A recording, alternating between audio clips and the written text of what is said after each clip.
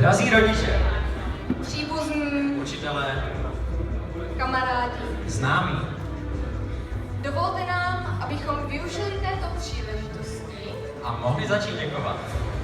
protože to, že jsme tady, není jenom naše zásluha. V první řadě děkujeme našim rodičům. Za vychování, lásku a starostlivost.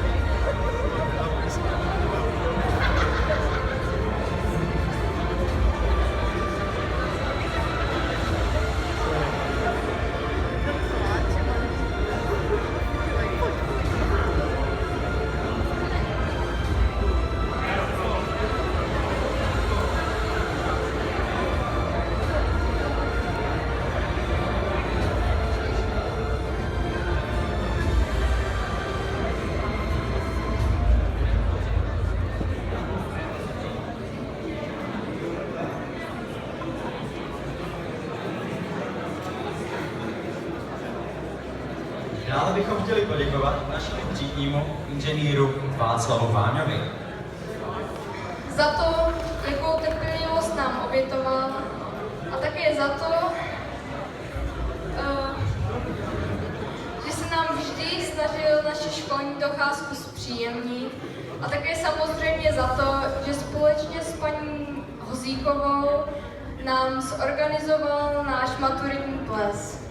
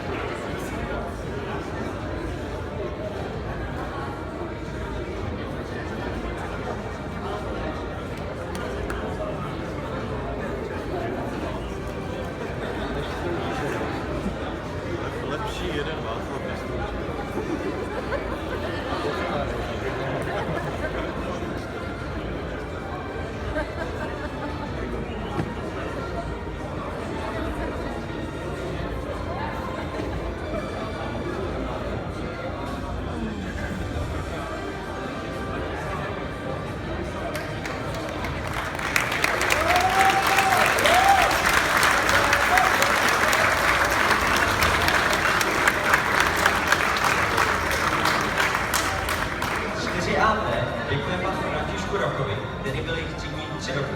Pan Rok se omluvil, protože mu okolnosti nedovolili se zúčastnit. Dále děkuji paní Jice Hozíkové, která se stala jejich druhou třídní.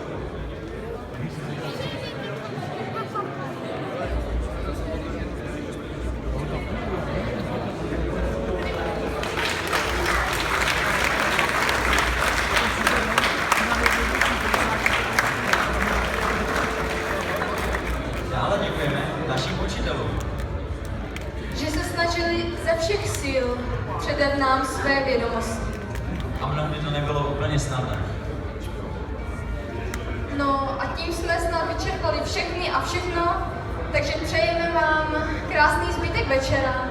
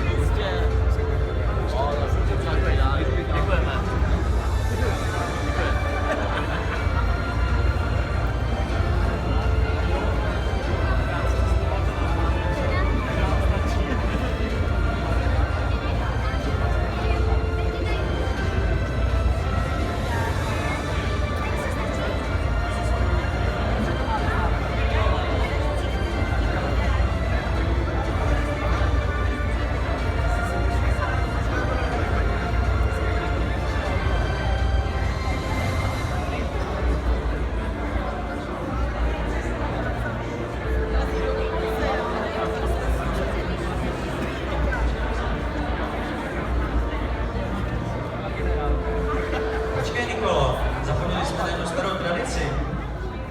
Jo, ano, máš pravdu. Tradice se musí ctít a dodržovat. Rádi bychom tedy využili této staré a naší školy zakořeněné tradice a chtěli bychom poděkovat a udělit cenu určenou pouze pro jednoho jedince. A prozradíš nám, kdo je tím šťastným jedincem? No, to bohužel nevím ani já. Proběhlo totiž takové tajné hlasování, něco jako anketa o Zlatého slavíka. No a já mám tady v té obálce jméno vítěze.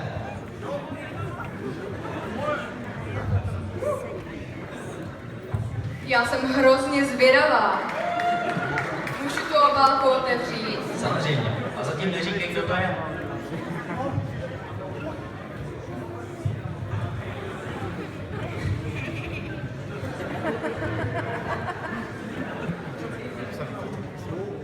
Tak už nás nenapínej. Je to náš třídní? Není. Tak někdo z učitelů?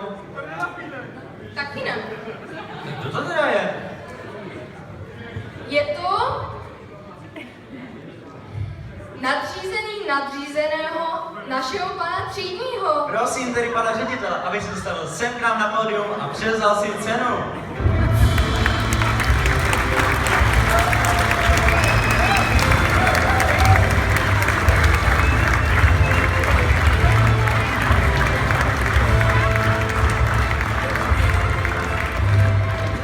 Pane řediteli, byl vám udělen pamětní list za to, že jste nám umožnil prožít 4 krásné roky na tomto ústavu.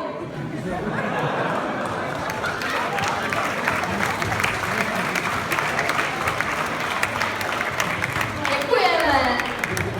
A já musím také poděkovat, protože velice mě to překvapilo, ale budu velice rád a doufám, že tento pamětní list je hlavně pro vás závazek, že němu budu moci v tom posledním dnu v květnu podepsat vaše všechno maturitní vysvědčení, což budu velice nesmírně rád.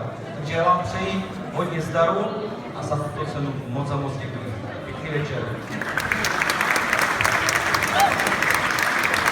Děkujeme ještě jednou.